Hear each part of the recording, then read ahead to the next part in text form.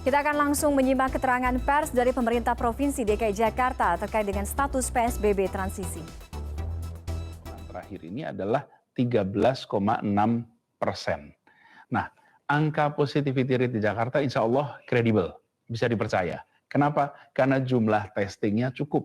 Kalau jumlah testingnya tidak cukup, maka kita tidak bisa mengetahui seberapa menyebar, seberapa parah, seberapa kondisi sebuah wilayah. Nah, Jakarta kita tahu angkanya adalah 6,5%, dan itu karena kita bisa melakukan testing yang cukup banyak. Nah, testing ini terus agresif, dan kita akan lakukan untuk mencari kasus-kasus baru.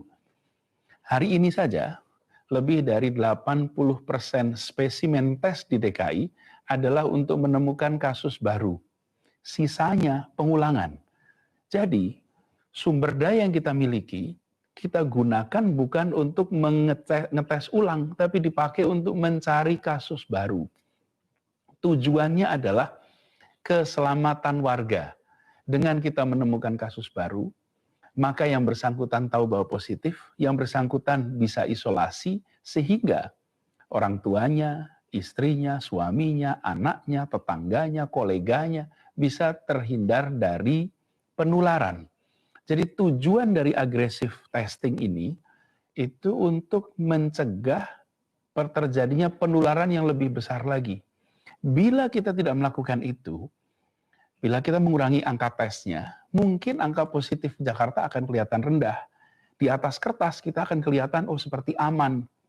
Padahal senyatanya wabah itu masih ada. Justru yang kita lakukan adalah mengalokasikan sumber daya kita. Itu tadi dari 100% kegiatan testing, justru 80% lebih dipakai untuk kasus baru, untuk menemukan yang baru. Dan ini juga sejalan dengan ketetapan bahwa ketika ditemukan kasus positif, maka tidak perlu diuji 2 kali.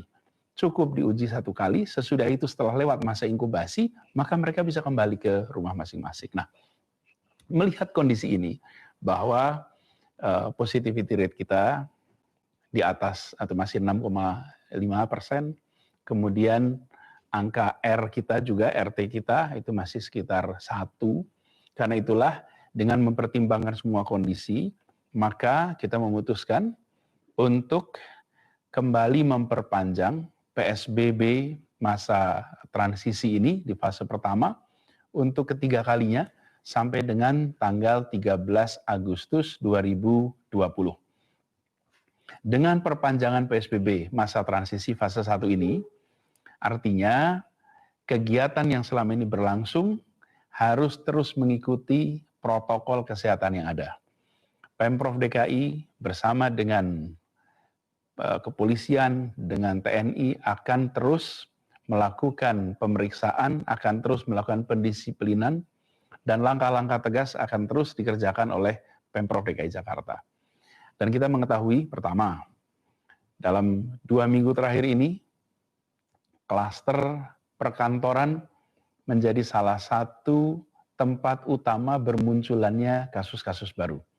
Saya ingatkan kepada semua dunia usaha dan kegiatan usaha apapun boleh berkegiatan bila separuh kapasitas. Menerapkan protokol kesehatan, kemudian menerapkan shift secara bergantian.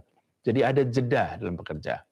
Pemprov DKI juga akan terus mengetatkan pengawasan kepada setiap usaha dan aktivitas publik di Jakarta ini. Kami akan umumkan secara resmi di situs kita tentang pelanggaran usaha yang terjadi dan penindakannya. Kami juga akan memberlakukan denda. Yaitu tadi keterangan pers yang disampaikan oleh Gubernur DKI Jakarta Anies Baswedan, bahwa disampaikan oleh Gubernur Anies PSBB atau masa PSBB transisi resmi diperpanjang. Jadi sekali lagi kami sampaikan, PSBB transisi di Ibu Kota DKI Jakarta resmi diperpanjang sampai dengan tanggal 13 Agustus 2020. Semua kegiatan yang berlangsung di Ibu Kota DKI Jakarta dengan demikian harus tetap berada, harus tetap menegakkan protokol kesehatan.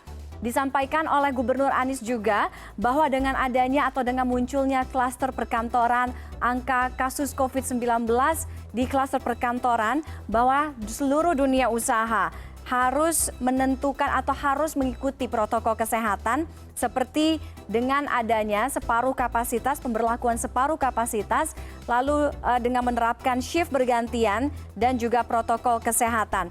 Pemerintah Provinsi DKI Jakarta juga masih akan terus melakukan testing secara agresif seperti pada hari ini. Paling tidak 80% lebih spesimen tes yang ditemukan melalui testing agresif. Jadi ada tes penemuan kasus baru hari ini untuk mencegah penularan COVID-19 di lingkungan ibu kota.